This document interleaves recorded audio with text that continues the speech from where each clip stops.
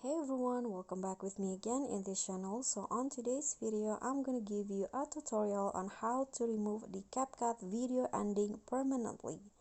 So if you start a new project in CapCut, like this for example,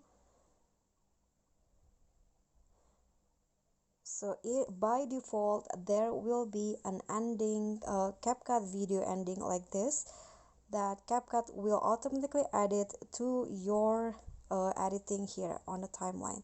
You can actually just delete it manually like this, but maybe it gets tiring when you have to do that every time you start a new project. So here I'm gonna give you a solution on how you can remove it permanently. So before you start your project, you can just click on the gear icon at the top right corner, this one, to go to the setting page, and there will be an option this at default ending. So you need to turn off these options right here, until it turns to gray. Click on discard, okay, until it turns to gray like this.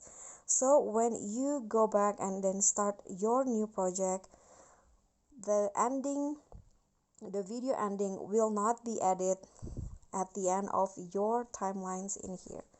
Okay, so that's a solution for me. I hope this will be helpful. Thank you so much for watching. Please don't forget to subscribe, like this video, comment, and also click on the thanks button. Bye.